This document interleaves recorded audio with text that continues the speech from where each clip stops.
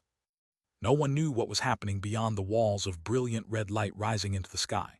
No one knew what condition Bai Zemin was in.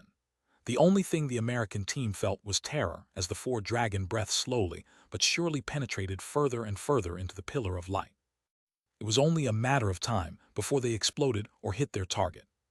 The seed of hope that had been born in the hearts of Shangyu and Bingzhu and the others showed signs of cracking and collapsed. As everyone watched the terrifying phenomenon forming in the distance of the increasingly broken reality as a result of the distorting spatial barrier, they all prayed in their hearts to no particular god.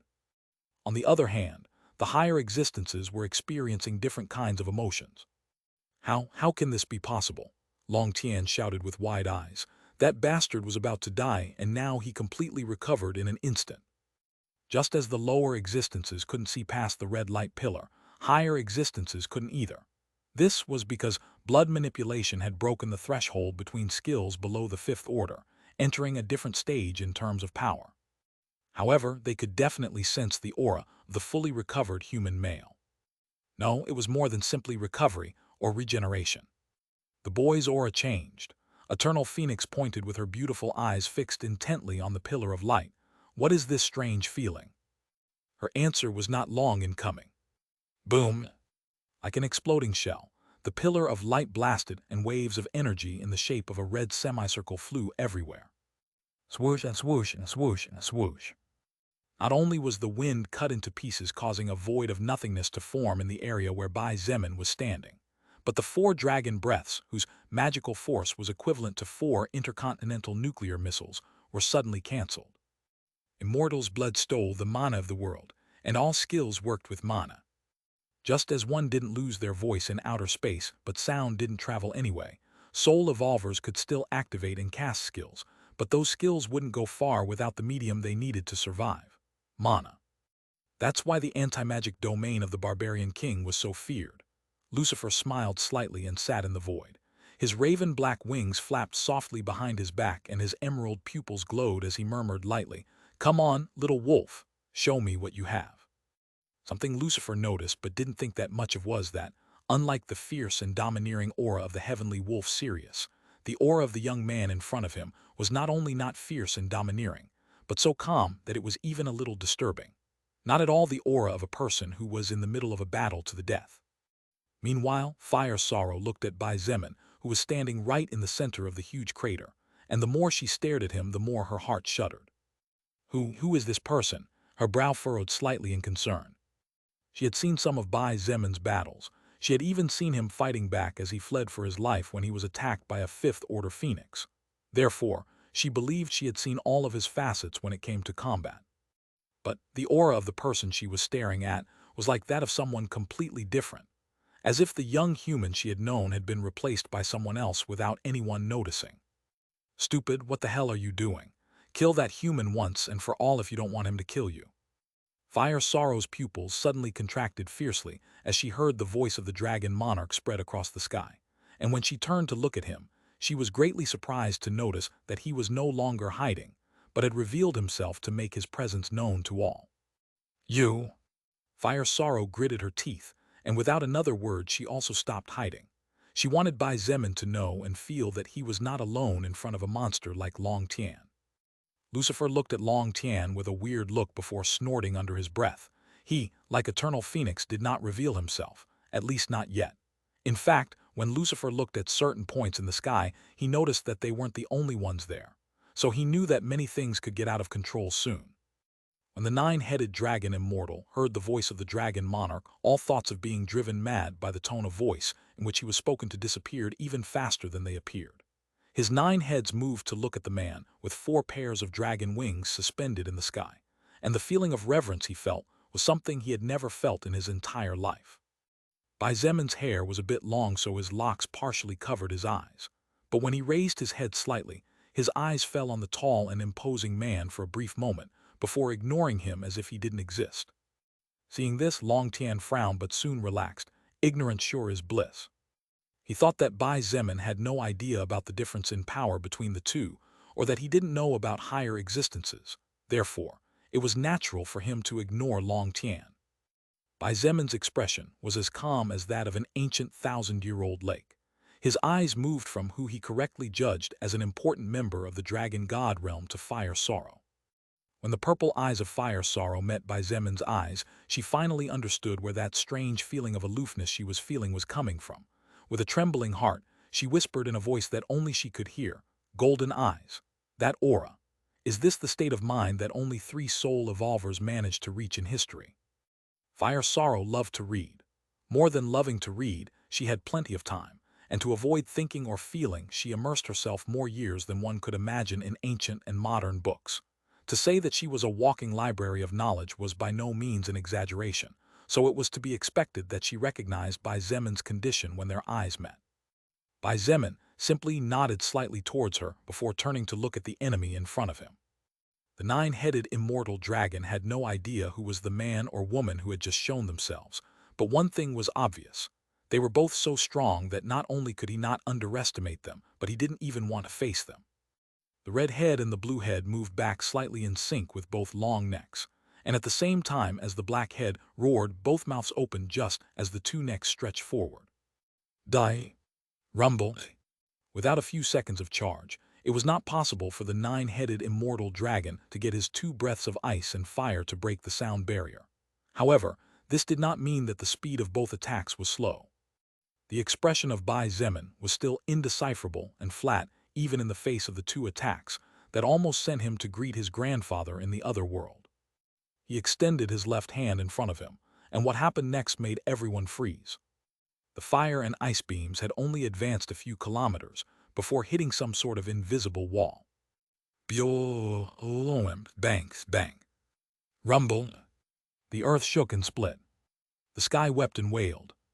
But under the constant surge of magical power and mana supply provided by the 9-headed immortal dragon, both dragon breaths shattered the invisible pressure barrier before continuing on their way towards Bai Zemin. However, both beams, one fire red and the other light blue, only managed to advance another few kilometers in a brief second before colliding again with an invisible wall. The result of the explosion was terrifying without a doubt, but the level of destruction caused this time was less. The 9-headed immortal dragon did not understand what was happening. His free heads roared before the black head and the green head joined the other 2, and soon there were 2 beams, one green and one black, joining the 2 on their way to shatter the small human in the distance. But just because the 9-headed immortal dragon couldn't understand the kind of skill his enemy was using didn't mean that the knowledgeable beings in the sky didn't know. Hidden in the red clouds, the Lord of Heaven narrowed his eyes, and a peculiar flash of light shone in his silver pupils, as he watched the now 4 magical beams encounter obstacle after obstacle and grow weaker and weaker with every mile they advanced. Salazar, leader of the Evolution Army, said with a hoarse voice and a not-so-pleasant expression on his face, "That fucking skill. Why the hell does a little human have that skill?" Many years ago, in the constellation of the god of gravity, Salazar and some others had suffered horribly at the hands of the Protector Spectre. In fact, Salazar, who was the bearer of the Gravity Maker skill, was so humiliated by the Protector Spectre, who had control over the gravity manipulation skill, that he would never forget what that skill was capable of. Blood manipulation and gravity manipulation. Nikolay looked at Bai Zemin with his red eyes filled with unkind intentions as he slowly said, "What a coincidence." "Coincidence? Coincidence, my ass." Salazar snorted and said coldly, "That brat is using the two skills that the heavenly wolf ghost used to kick the ass of that arrogant dragon." Indeed, it was too much of a coincidence. One manipulation-type skill is something everyone can accept to a certain extent, but two at the same time, Gabriel, who was standing next to Meads, muttered. A strange smile formed at the corner of his mouth as he said lazily, "The soul of that human kid didn't collapse despite having two of the most powerful manipulation-type skills in existence. If this is a coincidence, then I might as well start doubting my wings." Meads frowned hard, and a glint of wariness shone in his eyes, as he watched the young human whose hair looked golden due to the halo surrounding him, and whose eyes were as golden as the brightest gold reach out his left hand, and quickly weaken the 4 magical attacks of the dragon 300 levels higher than him. It was not difficult for him and the others to see that every time the thin, invisible wall appeared, the earth sank and the atmosphere twisted with force, a clear consequence of the abrupt and fierce gravitational increase in the area. However, there was something they did not understand. If the human was increasing the gravity, then the earth should be breaking apart, but except for shaking slightly, it stayed steady until before the gravitational wall exploded. Gravity increased x 60 times. Gravity divided x 60 times. Gravity increased x 60 times. Bai Zemin chanted in his heart as he watched the ever-weakening enemy attack get closer.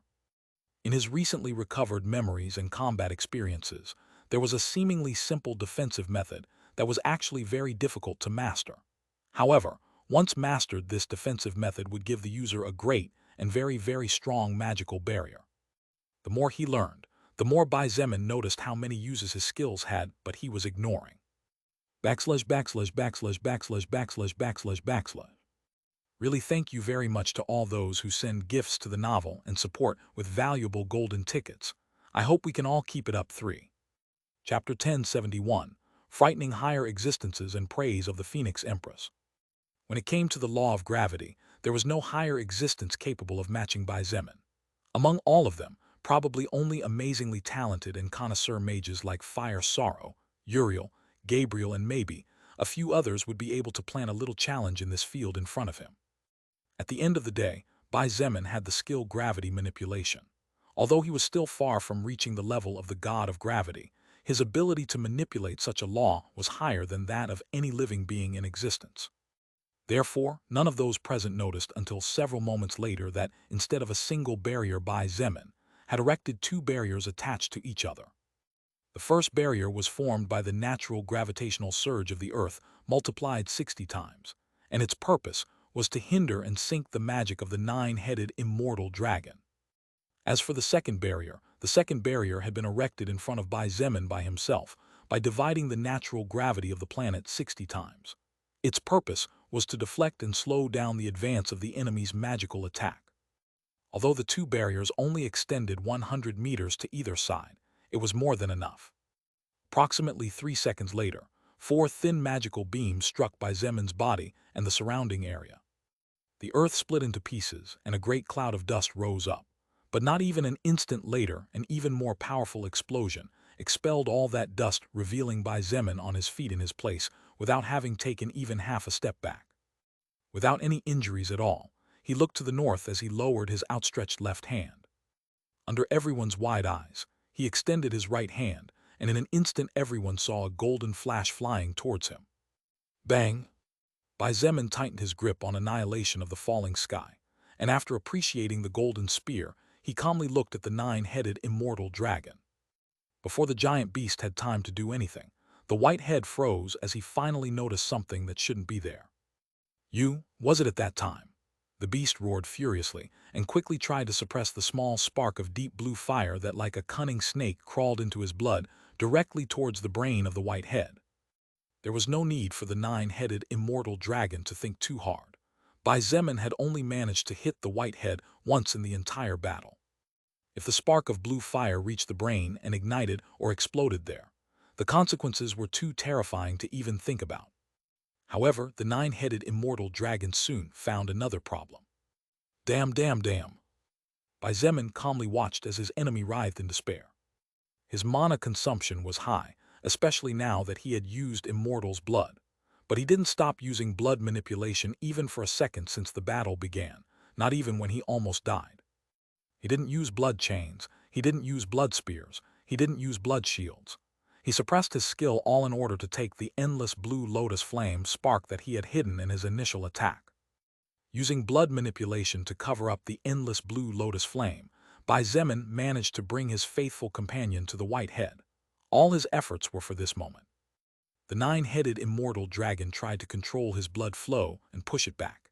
Expending large amounts of mana was possible since it was his own body. However, how could he compare to Bai Zemin, whose magic power was not at all below his, and who also had blood manipulation in the fifth order? His body was surrounded by golden light to the point where his hair seemed to have turned golden. Her golden eyes were so calm that it was to some extent scary to look at, and as he watched as the white head trembled and the other 8 heads twisted nervously, he lit his beautiful blue flame on his golden spear. "Stop!" Bai Zemin heard the authoritative voice of the same man who had spoken to the nine-headed immortal dragon before. However, even if the sky god himself descended in front of him, he would not be able to stop Bai Zemin.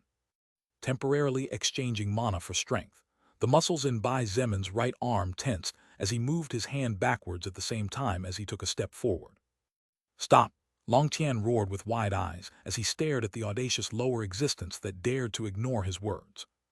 Bai Zemin's right arm swung from back to front like a whip, and with over 16 points of strength, Annihilation of the Falling Sky shot out towards the beast in the distance like a torpedo after he released his grip on it. Boom, boom, boom, boom. The atmosphere exploded several times as the speed of the spear became faster and faster as it advanced. Its body spun like a drill, and the tip of the spear cut through all opposition like a hot knife cutting through butter. The eyes of all the higher existences were fixed on the thin but bright blue line that traversed the skies in an ascending manner. "You are just a human." The nine-headed immortal dragon was desperate, but he certainly did not stand still before the terrifying spear. It was too late to launch an attack, so without hesitation he moved 2 of the yellow-colored heads.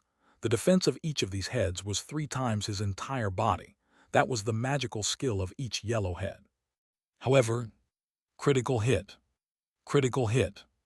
Time seemed to move in slow motion for the nine-headed immortal dragon. The white head's golden eyes flashed with shock as its wide-open pupils reflected the blue flame-wrapped spear piercing the 2 yellow heads with ease, turning them both into flesh paste and continuing its trajectory towards it. Magic break was a skill that until now Bai Zemin had only used to break magic. That was its use after all. But the existence of the skill granted his eyes the ability to notice weak points of anything that had magic in it, and the heads of the nine-headed immortal dragon were packed with magic. With God mode activated, the mind of Bai Zemin was calm, and thus he could abuse all of his combat experience to 200%. In addition, he had just recovered memories that had been sealed, and therefore his combat experience was many times higher than in the past. For him to make a perfect shot was not challenging, after correctly judging what his enemy would do considering the situation he had put him in. However, the battlefield was susceptible to change. Even if Bai Zemin was a genius who had everything, he had no way of reading the thoughts of his desperate enemy. For the first time since God mode was activated, a small sound slipped out of his mouth as he watched his opponent's unexpected move. "Oh." Boom! Half of the white head suddenly exploded, and with it, the endless blue lotus flame spark also exploded, which ended up incinerating half of the brain. Swoosh! The blue flame-wrapped spear that was half a flicker away from hitting the white head and turning it into meat paste mist, and passed beyond the hole that the sudden explosion had left behind, soaring into the sky and disappearing into the horizon before hitting a mountain in the distance. Boom! With the hell of blue flames rising behind him in the background, the white head slowly began to glow and all the wounds began to heal. "You think you can kill me with just this? Dream on." Incompetent trash dodge. Long Tian's roar shook the skies, and right at that moment the pupils of all the still remaining heads of the nine-headed immortal dragon contracted to the size of needles. Swoosh! With nothing but the sharp sound of the wind being cut in two, a flash of crimson light brightened the sky for an instant before disappearing without a trace. For a brief second, everyone seemed to freeze in shock. Only Bai Zemin, standing in the distance, did not seem surprised at all. In his golden eyes, the image of the completely shattered neck of the now missing white head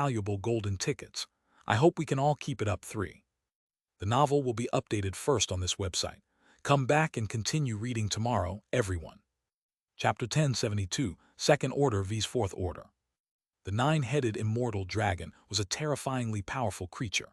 Even at birth, he was born as a level 30 First Order dragon. Although unlike humans and other creatures that had been born and grown up by the time the soul record reached their worlds, the nine-headed immortal dragon was born in an already evolved world. Being born as a level 30 dragon was definitely a great help to survive. It was difficult for him to level up, but more difficult to advance from one order to the next. This was because each and every one of the classes that the nine-headed immortal dragon had were special classes, the only exception being the fourth one, which was a unique class. Wasn't Bai Zemin aware of how difficult it was to complete the evolution requirements of a unique class? Even the requirements to obtain special classes were terrifying.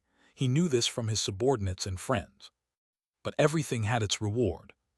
When the immortal dragon reached the fourth order after 3,000 years of constant effort and evolution, his name had already become known throughout the earth.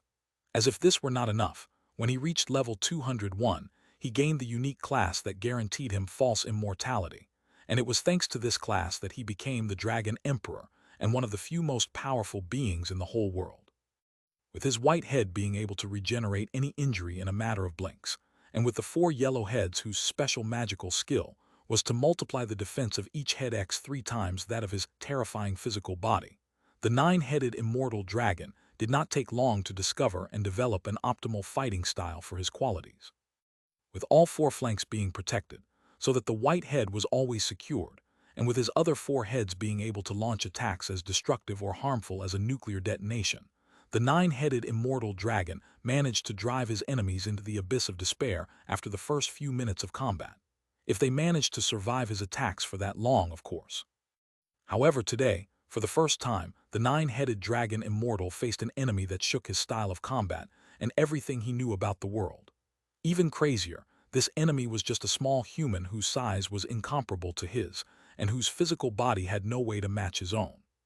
Despite being a level 100 evolver, his stamina was high enough to fight for hours using a monstrously exhausting fighting style.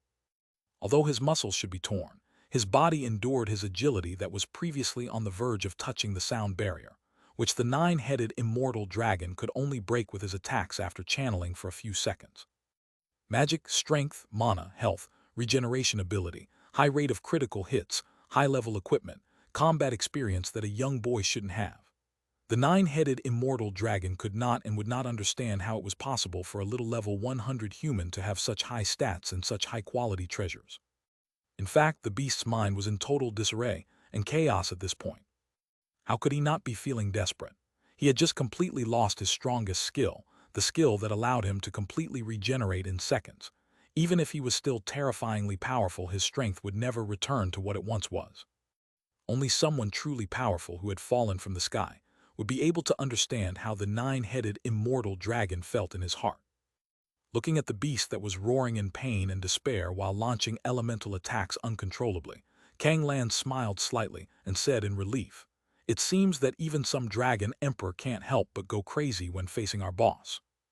Boss? This was a word Kang Lan and the others used to refer to Bai Zemin in the past, before the Transcendent faction grew up, before they left the university. She used it now because it was a word that brought her nostalgia and made her realize how long it had been since it all started. Before they were fighting unclassified zombies and low-level mutant beasts or insects like blood-sucking bees. But now they were fighting dragons. The passage of time was the greatest evidence of growth one could have. But of course, Nangong Linkson brought a hand to her waist and said with a big smile on her beautiful face, "Our dear leader can drive even the very gods to the brink of madness. A little nine-headed dragon is not worth mentioning." Little did she know that, in fact, in the sky and hidden, there were beings that they considered their gods watching the development of everything that was happening. Bai Zemin looked at the nine-headed immortal dragon in silence, and the next moment his body became a blur that gradually became blurrier and blurrier. Boom! By the time the remnant image left behind by him disappeared, the sound barrier broke into pieces and dozens of mock cones formed behind his true self. With his agility now being over 18 points, thanks to the 3,000 points that the God of War's temporary possession skill had given to all of his stats, what little distance there was between Bai Zemin and the sound barrier of Earth was finally shattered into pieces.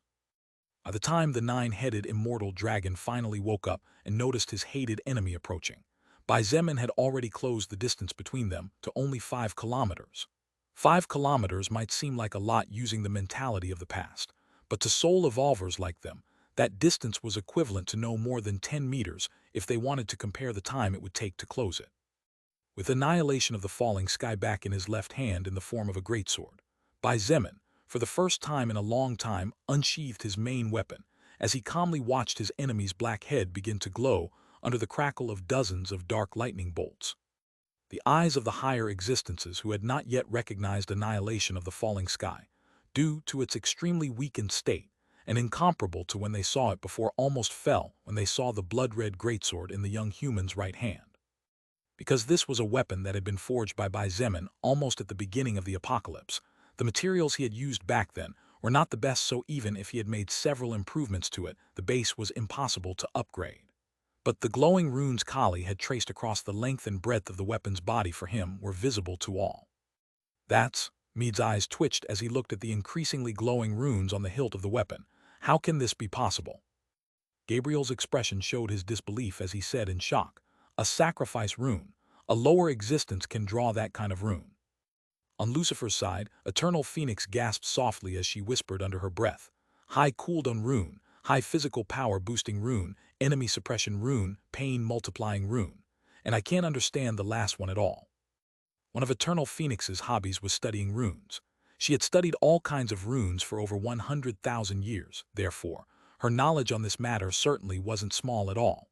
Still, however, she couldn't draw most of the runes that were on the young human's greatsword with that quality, and there was one she couldn't even comprehend. Lucifer looked at the blood-colored weapon with serious eyes and a peaceful expression on his face as he said in his heart, "So this is what that white-haired little monster that Fire Sorrow mentioned earlier can do. I have no confidence that Agon can do something like this." Agon was a 6th Order demon, and his importance was as high as that of a commander in Lucifer's eyes. This was because he was the biggest and best rune encryptor in the entire demonic army,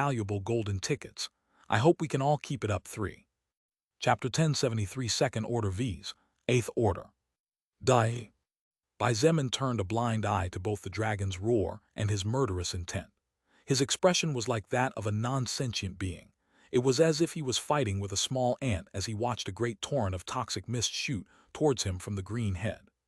Truth be told, the damage that the poisonous mist released by the green head could cause was much lower than the damage that the now severed red head could cause.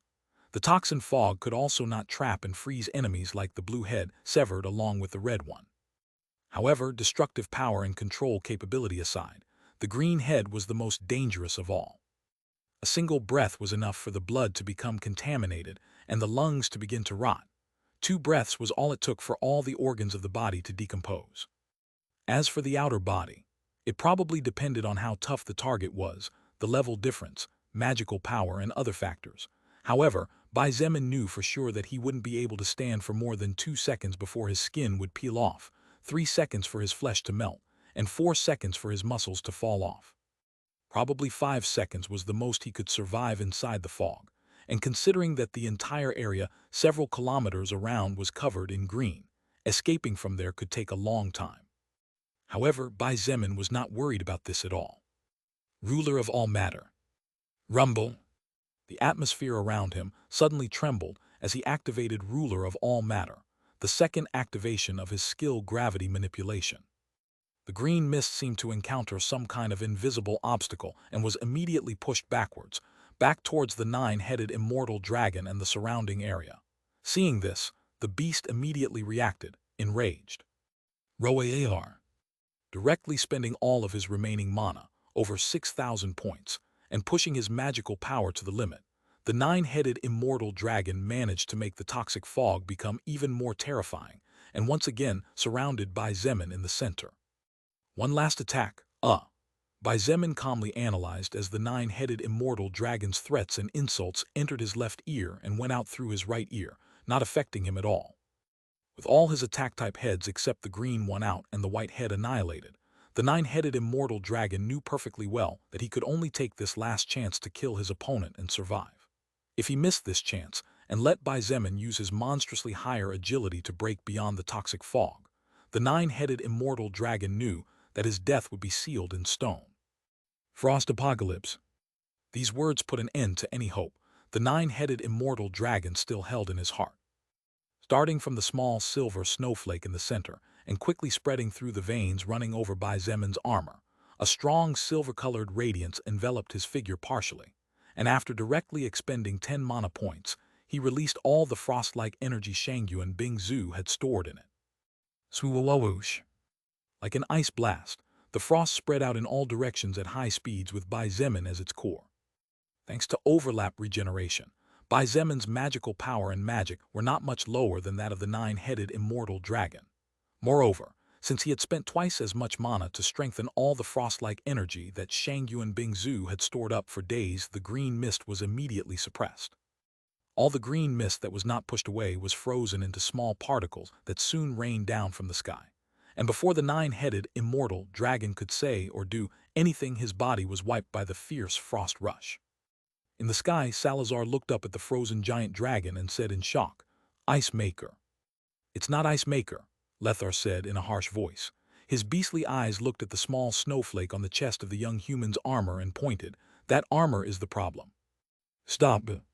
This time Long Tian roared so loudly that everyone turned to look at him. The eyes of the dragon god were bloodshot as he watched the young human who, despite having done nothing directly to him, had come to hate to the marrow of his bones, raise his two heavy swords in preparation to end it all. He couldn't lose the firmament fragment of the goddess of rebirth. He shouldn't. Long Tian no longer cared about acquiring darkness manipulation. He just didn't want to lose one of the most powerful firmament fragments in existence. The leader of the faction of higher existence's bloodlust, Nikolai, couldn't help but laugh out loud when he saw the terrified expression and panic in the eyes of the dragon monarch. Even if he didn't know regarding the bet between Lucifer and Long Tian, anything that would make the murderer of his commander suffer was something Nikolai would willingly embrace. Bai Zemin again ignored the words of the dragon monarch. There was no hesitation in his movements as he raised both of his heavy swords high. The muscles in his arms swelled to practically double in size as he gritted his teeth, and with a low roar he slashed downward, using over 20 strength points directly by sacrificing almost all of his magic. Boom, boom, boom, boom, boom, boom, boom, boom. Both slashes seemed to be slow as purple flames burned brightly on the blade of both greatswords. The sky rumbled louder and louder for every inch that both weapons advanced, and each explosion was enough to create a hole in the ground even though Bai Zemin was over 700 meters above the ground. Boom! The weakened nine-headed immortal dragon finally managed to break through the thick layer of ice that had imprisoned him and roared furiously skyward. It was then that he noticed the great purple flash that covered the entire world, and when he looked further down, he noticed the two huge oceans of fire pushed by two terrifying shockwaves charging towards him. Out of pure instinct rooted in his soul, the nine-headed immortal dragon moved his two remaining yellow heads to protect the green head, as it was the only attack-type head he had left. The beast wailed and his giant body sank to the ground after being directly hit by two extremely powerful physical magical attacks. The sea of purple flame spread out from the half-destroyed body and penetrated into the split scales of the nine-headed immortal dragon, tormenting him and burning his flesh while incinerating his existence from the inside. The entire area was covered with small spatial cracks, and even after several seconds the sky was still rumbling as if it was about to collapse. Bai Zemin, with his two weapons firmly gripped on both sides of his body, calmly looked at the green head still attached to his neck, but unable to move, resting on the ground. As for the other two heads left on the beast, both had been partially destroyed, and although they were still there, they didn't seem to be able to move any time soon. Swoosh! Bai Zemin stored Blood Dragon, Bringer of Doom, in his storage ring to avoid further damage and health loss. A moment later, and with a gentle flap of his wings, his body began to slowly descend as the dust slowly settled. The green head's eyes were closed, but when he felt the faint sound of something landing just above his mouth, the beast forced himself to open them slowly. There, the huge pair of tired green eyes saw the figure of the small human staring at him, with composed serenity in his bright golden eyes. With annihilation of the falling sky in his left hand, Bai Zemin calmly walked towards the beast's forehead while waving his right hand. Swoosh, swoosh, swoosh, swoosh, swoosh, swoosh, swoosh, swoosh. A soft, weak grunt of pain escaped from the tightly closed mouth of the nine-headed immortal dragon. His body, from his feet to his jaw, was enclosed by thousands of thick blood-red chains with golden highlights and other ash-gray chains. Blood chains and shadow chains. The nine-headed immortal dragon could feel how all the mana his body was trying to recover was slowly being consumed by the red chains, weakening him even more. Just as Bai Zemin was one step away from reaching the beast's forehead, a tall and firm mountain-like figure appeared like a ghost, obstructing his path. "I told you to stop, you disgusting lower existence." Long Tian's golden eyes showed rarely visible fury, while Bai Zemin's golden eyes showed nothing but indifferent calm as he looked at him. In the same manner, he looked at his fallen enemy. "Dragon Monarch, you dare!" Fire Sorrow shouted from the sky, but just as she was about to dash towards the ground, she was stopped by Lucifer. Lucifer's eyes flashed with a mysterious light as he watched the events unfold. No one knew what he was thinking. Bai Zemin said nothing, and silently raised his right hand as if he was showing it to the Dragon Monarch. In fact, the god mode was so terrifying that his heart did not even waver, even though he now knew that the man in front of him was one of the 8 most powerful soul evolvers in the universe. Long Tian looked at the young human's right hand, and a glint of disdain shone in his eyes. He really hoped that the ignorant creature in front of him would attack him so that he could give him a death worthy of a stray dog. And just the way Long Tian wanted, Bai Zemin thrust with lightning speed his outstretched hand like an eagle's claw straight towards his heart. However, when the Dragon Monarch saw the blood-red radiance enveloping the entire hand and arm up to shoulder height, his pupils contracted fiercely, and his deepest records screamed in fear. Bai Zemin's movement was incredibly agile and fast, but it still had no way to compare to the dragon god's agility. He didn't even notice when Long Tian's body had disappeared, but he didn't care either. His entire right hand, as well as more than half of his arm, sank deep into the nine-headed immortal dragon's forehead, and while the world was silent, he raised his head and looked up at a certain point in the sky while saying in a composed voice, "Looks like a lower existence can scare higher existences after all." Backslash, backslash, backslash, backslash, backslash, backslash, backslash. Really, thank you very much to all those who send gifts to the novel and support with valuable golden tickets. I hope we can all keep it up. 3. Chapter 1074, Soul Record and Alter Soul Record, Part 1.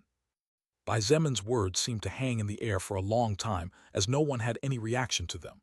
At least not immediately, that is. The Dragon Monarch's golden eyes met the human's eyes again. Only this time the eyes of the great god of all dragons did not show anger and disdain as they did before. At least not immediately, that is. A gentle gust of warm wind blew, and Mead's figure was automatically revealed without attracting anyone's attention. He stared at Long Tian and muttered under his breath, "What happened?" Meads had put into words what everyone was wondering, but at the moment no one had a clear answer to that question. The only one who knew what was going on was Long Tian himself, so temporarily the others could only draw their own conclusions. In reality, Long Tian would have had to move from there anyway, since the soul record would not have allowed him to get in the way of 2 lower existences. After all, his direct intervention would have affected both the fate of Bai Zemin and the 9-headed immortal dragon. But the way Long Tian got out of Bai Zemin's way was the real problem. All those present were extremely powerful beings. Even Fire Sorrow, who was the weakest among them after Gabriel, was not someone to underestimate since, if she let go of her magic, she could perfectly crush a leader if they underestimated her. Such powerful higher existences naturally had good eyesight and excellent senses. It was impossible for them not to have noticed the fact that Long Tian did not get out of Bai Zemin's way, because he had to, but was forced out of the way. However, such a thing was hard to believe even though it had happened right in front of their eyes. A lower existence forcing a higher existence to retreat. Maybe they could accept it if the lower existence was a 400 level 4th order soul evolver, and the higher existence was a 5th order soul evolver at the beginning of the 400s level. But for heaven's sake, a lower existence of 2nd order level 100 forcing back a higher existence of 8th order above level 800. There was simply no way they could accept such a thing. Eternal Phoenix looked at the dragon monarch out of the corner of her eye, and it was not hard for a quick-witted woman like her to notice the wariness and caution in the eyes of the mighty 8th order dragon, as he looked at the human's right arm, buried in the head of the 9-headed immortal dragon. Long Tian stepped back as the arm of the human boy turned crimson just before striking forward. The Phoenix Empress looked at Bai Zemin with narrowed eyes and waited. She was not the only one who had come to that conclusion. Even Lucifer, still sitting in the void, was staring at Bai Zemin.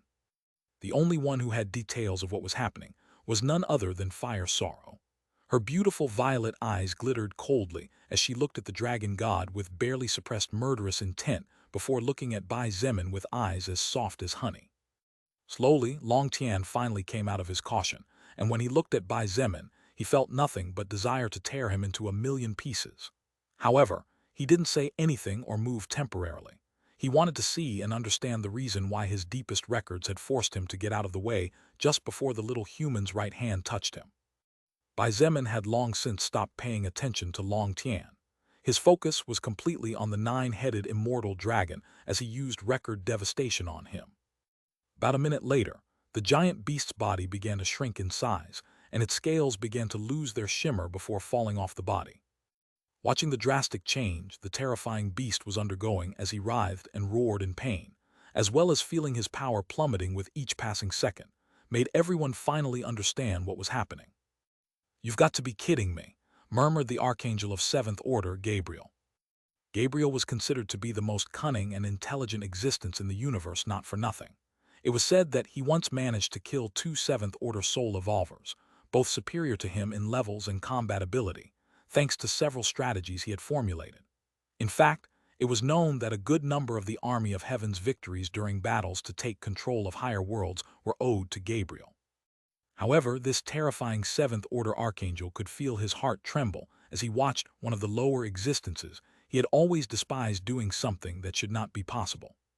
Slowly, Lucifer gave up his relaxed sitting posture.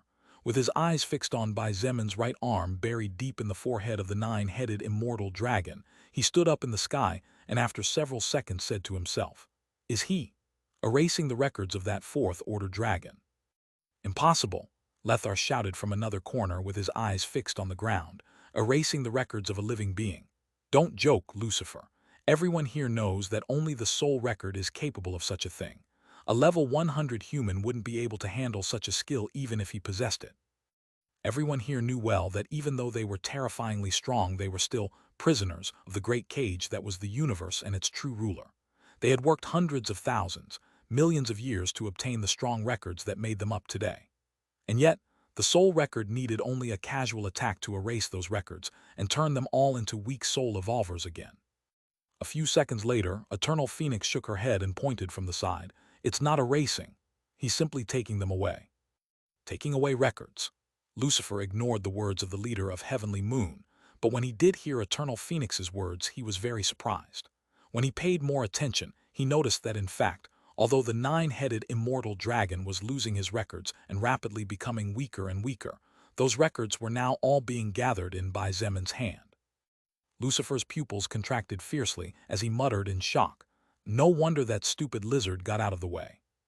Approximately 2 minutes later, and under the watchful eyes of everyone, Bai Zemin slowly withdrew his arm from the 9-headed immortal dragon's forehead. For every inch he withdrew his arm, the crimson light that enveloped it slowly began to disappear. By the time he finished pulling his arm out of the monster's flesh,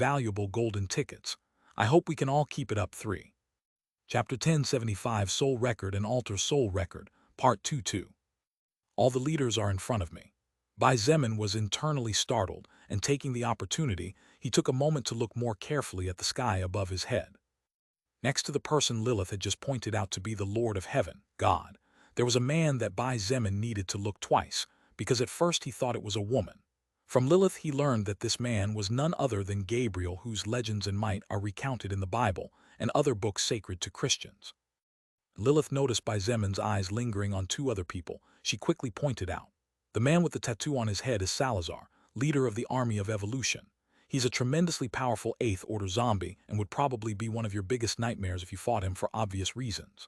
Also, I'm not sure about this, but he is said to have Gravity Maker. As for the person next to him, his name is Ramses, and he is a 7th Order zombie focused on restriction magic. Bai Zemin didn't say or gesture as he moved his head to a new pair. His eyes flashed slightly at the sight of these two. The man wasn't much, even looking somewhat ugly considering he was a higher existence. But the woman had a kind of wild charm that was very striking, which Bai Zemin had never seen before. But that's not all about the woman. The man with brown skin and fierce eyes is Lethar, leader of the Heavenly Moon Army. He is the simplest of the 8, but although he appears to be all muscle and no brain, remember that no leader reaches their position solely by using their fists. As for the woman next to him, she is Amelia, one of Lethar's commanders, a 7th Order werewolf. She has a firmament fragment, but its power is unknown. Leaving the previous duel behind, Bai Zemin's eyes landed on a man dressed in black who stood alone. This man's red eyes gave Bai Zemin a bad feeling for some reason. That's Nikolai, leader of Immortal Bloodlust. Zemin, that man has Bloodmaker. It is said that even if you cut off his head or pierce his heart, he can still continue to live and fight as if nothing. Although his defense and attack are not particularly problematic, his skills to control opponents and his regeneration are real headaches. Bloodmaker. Bai Zemin's eyes glittered slightly, and he finally understood the reason why he didn't feel comfortable looking at this person. Nikolay was looking at him as if he was looking at a big piece of meat before, and that was the look Bai Zemin had in his eyes now, knowing that Bloodmaker was right in front of him. He already had blood manipulation, the skill that allowed him to practically control a universal law at will. How powerful would he become if he could obtain Bloodmaker, the skill that would allow him to take that law anywhere at any time? Bai Zemin was 200% sure that his overall strength would take a huge step forward just by obtaining Nikolay's skill. Unfortunately, Nikolay was a soul evolver of 8th order. Bai Zemin wasn't stupid enough to think he could kill him and steal his skill, at least not yet, that is. Noticing Bai Zemin's eyes resting on the only female leader, she said softly, "Her name is unknown, but everyone calls her Eternal Phoenix, Empress of Endless Crimson Flame. Not only is she considered a beauty on the level of Uriel of the Army of Heaven, but her magical power is destructive enough to incinerate an entire continent in a matter of seconds. She is the being with the highest magical power in the entire universe, and in terms of destruction, she is the closest to the firmament fragments. The closest to the firmament fragments in terms of destructive capacity. That meant that the beautiful phoenix in front of him was the closest in terms of magical power to those beings that had left this universe behind, such as the ice goddess Skadi. For a brief moment, Bai Zemin met the eyes of the Phoenix Empress before he looked at the one he already knew, even without introduction. Long Tian, the dragon god who leads millions of dragons above the 5th order.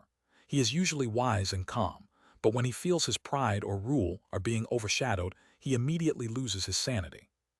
Bai Zemin sneered in his heart, and as he saw the increasingly bloodshot eyes with which the dragon god stared at him, he couldn't help but smirk. Zemin, remember that Long Tian is a dragon. His physical and magical power is terrifying at the same level as his defense.